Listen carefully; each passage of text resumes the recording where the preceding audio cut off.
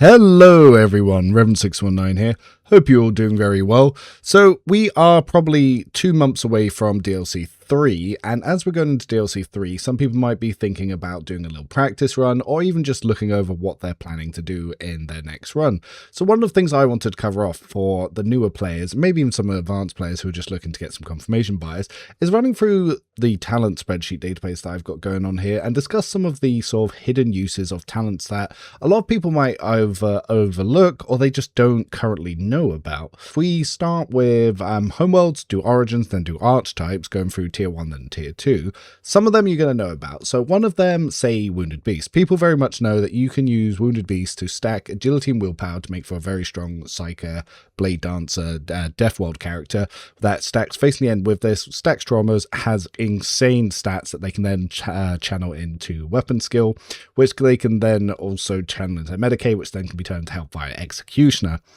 A lot of complicated things here, but basically Wounded Beast, Anatomy Expert, and Facing the End, they combine to be something very strong when you make a Blade Dancer Executioner.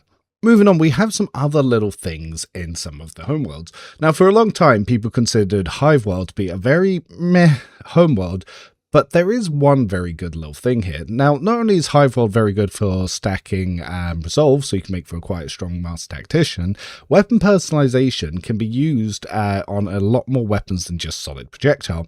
If your main hand is, say, a primitive weapon rather than a power weapon, you can then use this on an offhand ranged weapon. The same if you have a physical weapon in the primary slot, it will apply to the offhand. By that, I mean, say you had a faux hammer in the first hand, which is the shotgun pistols, that will then apply this buff for weapon personalization to an offhand las pistol, just the same as if you had a primitive sword in your main hand, like the noble sword, it will apply weapon personalization to an offhand las weapon as well, or even a plasma weapon. So this is something that you can use there that is quite nice. Another one, Steel of the Forge. So the bonuses that you get for wearing heavy armor will actually apply to, in some cases, to power armor. So it's not very much to get +1 MP and +1 deflection, but it is something that you can use there. We have learned that, well, deflection is just not a very good defensive talent, but it is something that you can pick up along your way if you are looking to do that there. One of the more interesting parts of Fortress World is it doesn't only apply to shooting.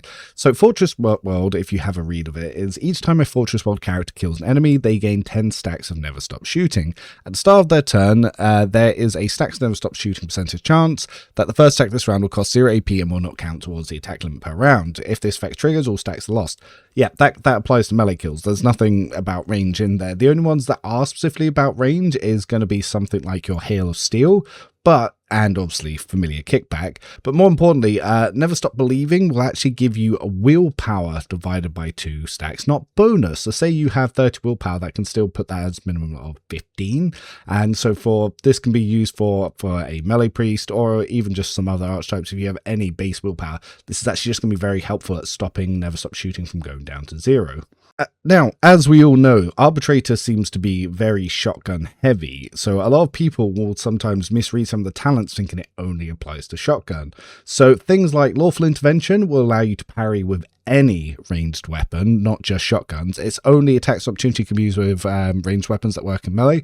That one is going to be more specific to pistols and shotguns, but the actual parry part isn't. It's going to be the same with armor piercing. All attacks will take this. The same with Law and Order. All attacks will benefit from this. So this is something that you can be making a lot more use out of. Looking over at the Astra Militarum Commander, some things that you're going to see quite useful coming in from here, say Suppression Fire, because it has parry reduction that will be added to your attacks. This is actually going to be useful for proccing some of the Arc Militant abilities. So if you're going Astra Militarum Commander and you're going Arc Militant, or you have Arc Militants in the party, having Suppression Fire in there is going to be very useful. But more importantly, Field of Fire. This will apply to the whole party, and whilst you're making attacks, you'll be increasing your rate of fire as well as the team. So this is a very, very strong effect. Unfortunately, Trench Warfare only applies to yourself. Now, if that applied to the whole party, that'd be very good.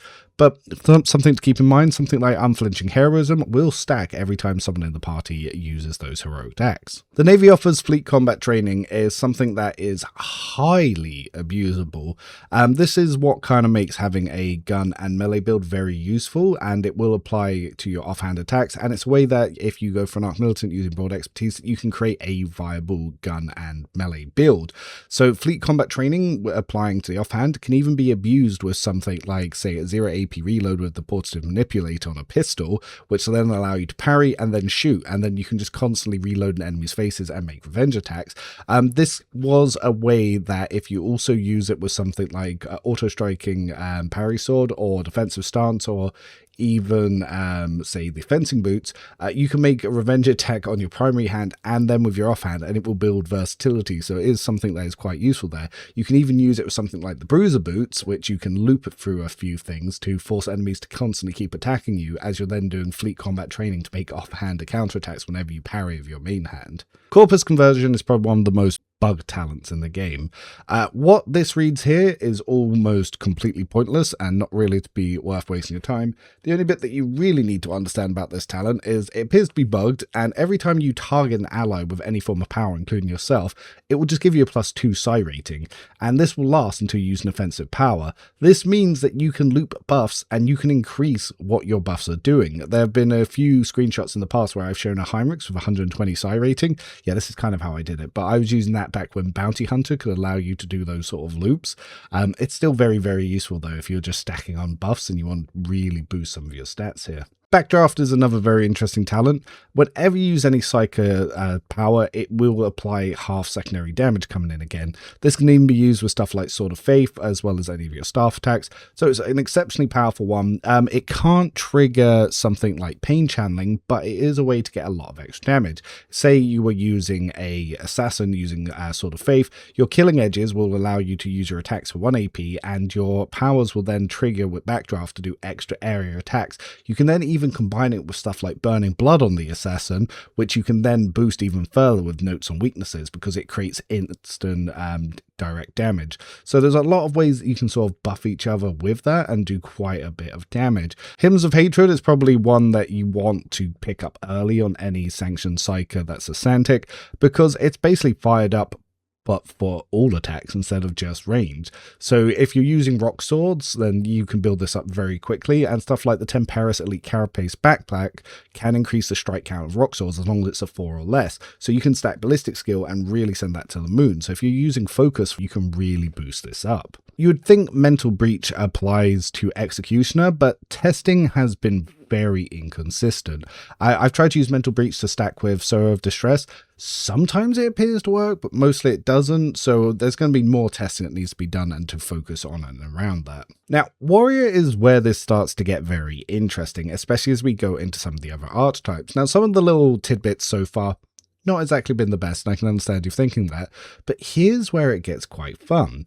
Some talents that you would think would only apply to melee at range actually apply to anything that meets the condition. So here's something that they actually had changed originally, because Desolation, if you look at old versions of the games, used to apply agility bonus damage to all damage. Now it's only just to melee attacks. Even the description I'm using here is actually the wrong one. Now it's just the melee attacks. But that meant you used to be able to apply agility to every shot into burst fire, so that used to be very strong. However, whilst they fixed that for Desolation, because that stuck out, there's a lot of areas where they haven't fixed it.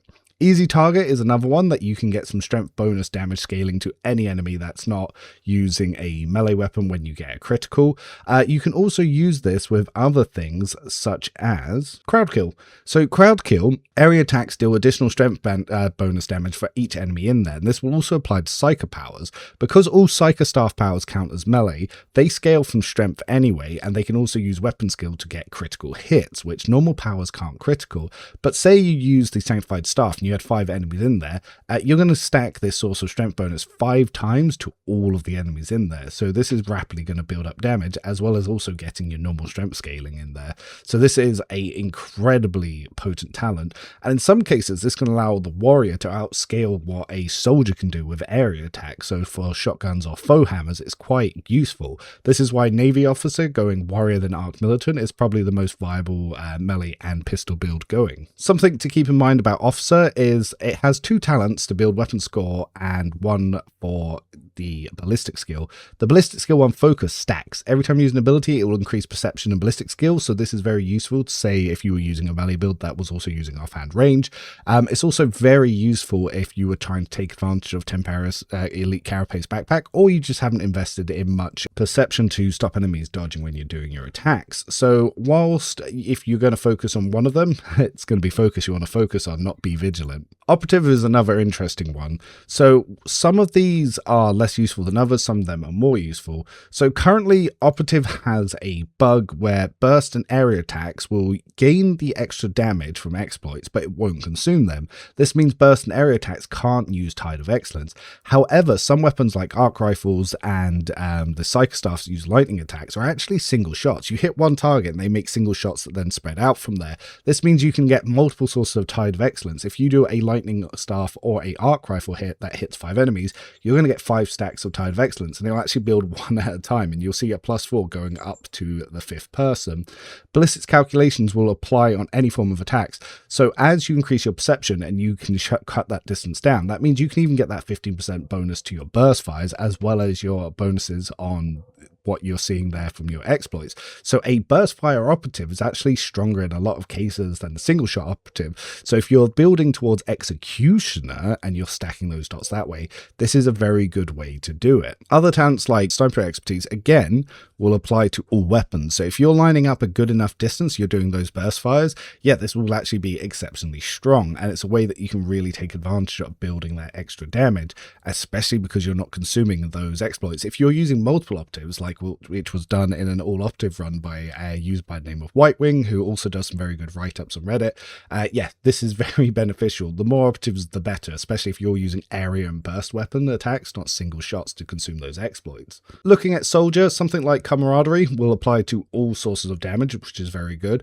Fired up the same, it will apply to everything, as will rack and ruin. Something like alacrity is exclusive to your shots rather than to doing to everything. Same with demolition engineer, also exclusive to shots rather than everything. But the enough bullets for everyone, that will actually stack to melee. Fortress, if you have full cover against the enemy, then those attacks will do less damage to you and you'll do more damage to enemy. This will apply to many things. Muzzle velocity will actually apply to rock saws as well as the pyro staff, not just burst fires.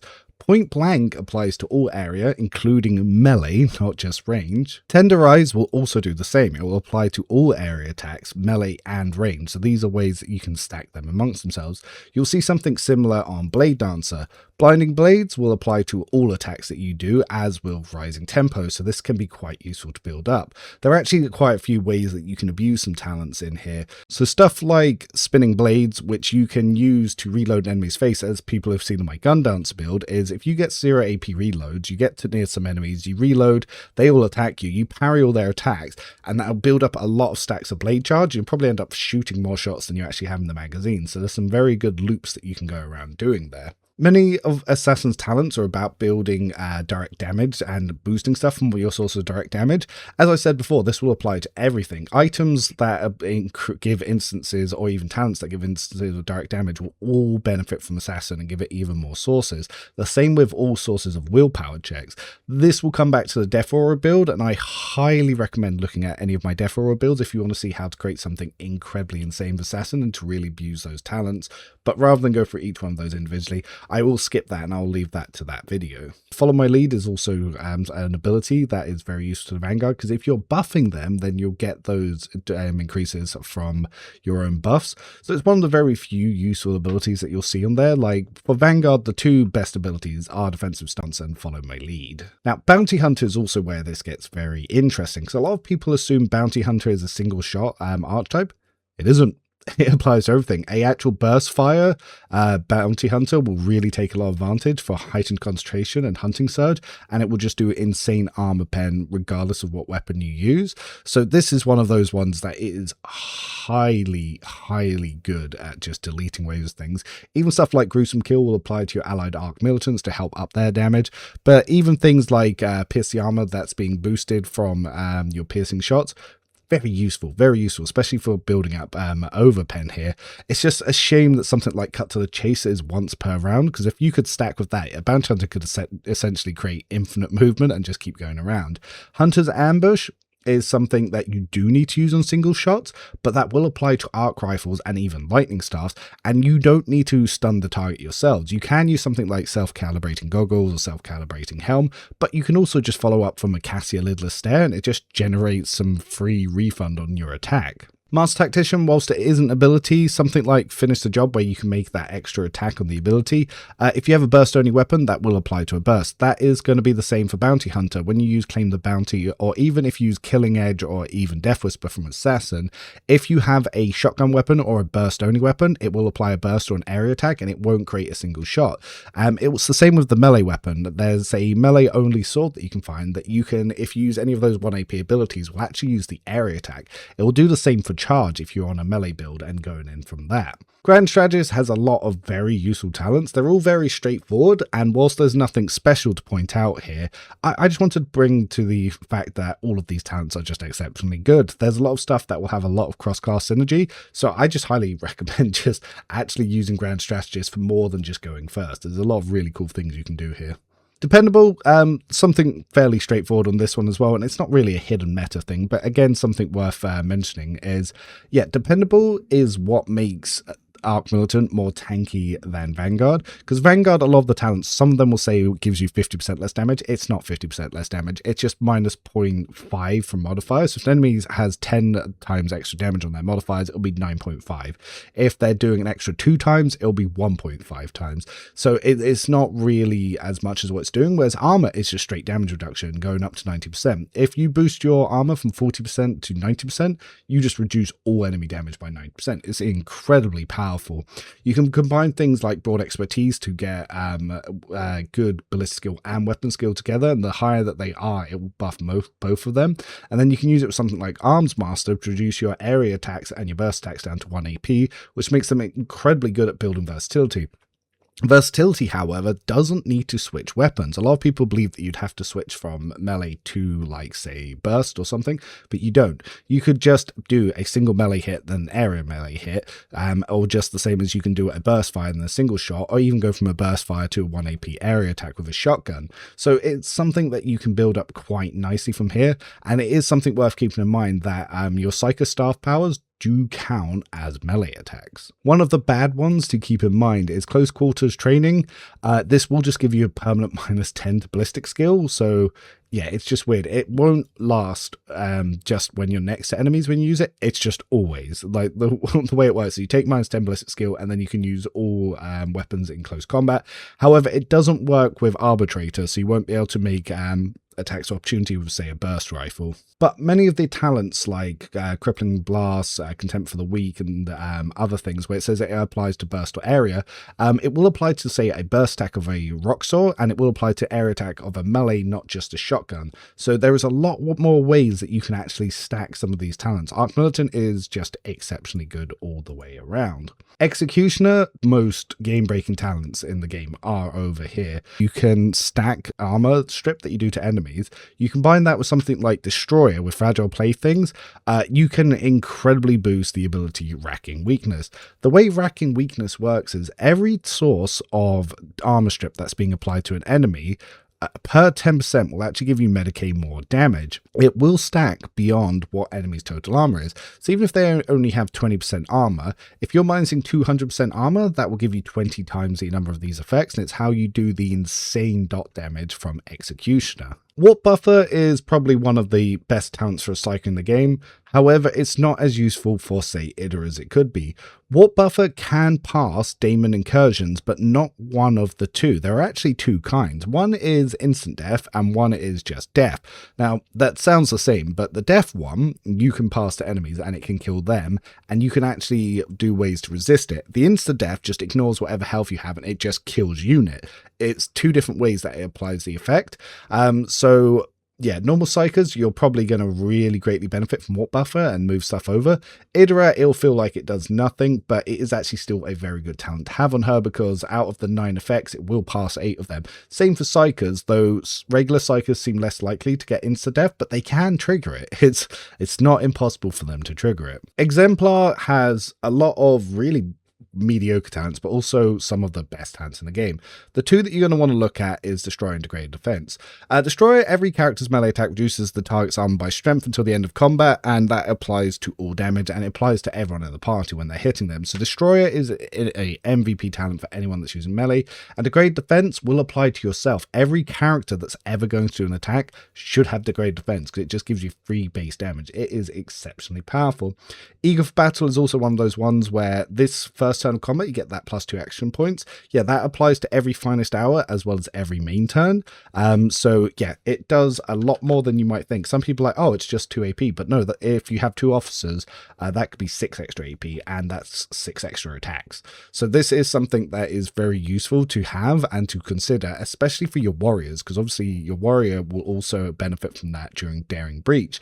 Extermination's a bit slower because it's just +1 every time you attack, so it's useful, but it's not a higher priority. The highest priority one should always be Degraded Defense. Even something like Peak Condition, every character will be able to stack HP and then turn that into strength-based damage. So yeah, Peak Condition is incredibly potent. Some talents are incredibly overrated. Something like Steel Shell, complete noob trap. Deflection's not very good. But Tipping Point can be one that, again, the character's dodge reduction and arm penetration are increased by 10% of their critical hit chance. Something that can be useful, but it's not as useful as you might think, whereas something like Vital Points is something that can be deceptively useful. So Vital Points, if you're using something like Crimson Haze to get an extra 100% crit, this will basically copy all of your critical damage modifiers. So it is something that if you have your normal 25% and then Crimson Haze, which is like 125%, it will half that, and then it will put that on there. So you're going to get the half 25%, half the 100%, and then that will just add that extra. So Vital Points, if you're stacking a lot of crit damage modifiers, very useful. Less useful if you're not. Another one that's a little bit bugged that people might not know about is Adamantium Alloys. I have no idea how much it increases a pet's health by, but it's not by your tech use, and for some reason it creates infinite loops with armors that also increase their health. So if they have an armor that increases their health by a percentage and Adamantium Alloys, yeah, for some reason you put those both on Glato and he'll just have 5000 HP in turn 1, and it just doesn't make any sense. There's a very weird interaction going on there between Adamantium Alloys and any armor that the pet protocols that increases their health. Don't know why. There's going to be something for the devs to look at, but it will just absolutely loop and do some insane things. Overpower is really what separates heavy weapons from normal ones, because it just channels ballistic skill into critical damage. Yeah, it's very strong. It's 3 times your ballistic skill, extra critical damage. It's incredibly strong. And like I said, that will then also mix with your vital points. So if you're building that up, you are going to want to consider that. It is incredibly powerful. Now, one of the big ones, and this is something I'm hoping that doesn't get reworked with Eogun joining the team, is overcharge protocols. This is from Pascal's Tech Priest. What this does is, every time Pascal uses a plasma melt weapon, his damage with these weapons is increased by 5+ intelligence modifier percentage bonus, and it stacks. If Pascal does not shoot for 1 round, he loses all stacks. This is every interaction with your plasma gun or your melter. So this means every time you shoot, every time you reload, and every time you kill, that will stack. If you do an area attack that hits 5 enemies and then you reload, if all 5 of them die, you're going to see a 70% increase to damage afterwards.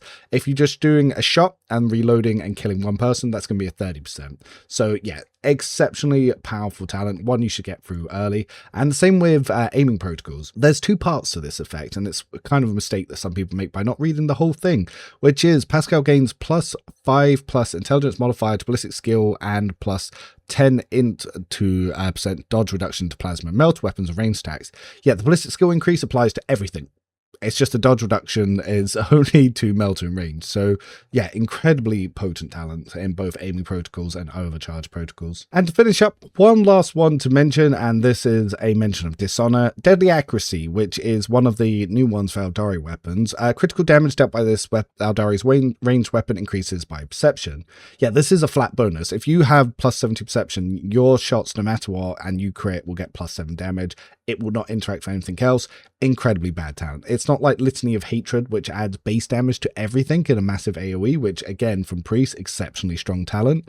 Yeah, Deadly Accuracy is the opposite of that. Trash talent. Do not pick that. But these are some of the talents I wanted to go over and point out some of the more interesting things. There is a lot more stuff that you can see interact with items, and videos going forward, I'll talk a little bit more about some of these item combinations that do some crazy things with talents, but that'll be stuff to look forward to in a future video. I hope you're all looking forward to, well, the Dark Heresy beta, which should be getting announced soon, as well as DLC 3, which we should be having a date for in the next 2 months. Let me know what you're looking forward to, and yeah, what you think you're going to be playing on your next run for DLC 3.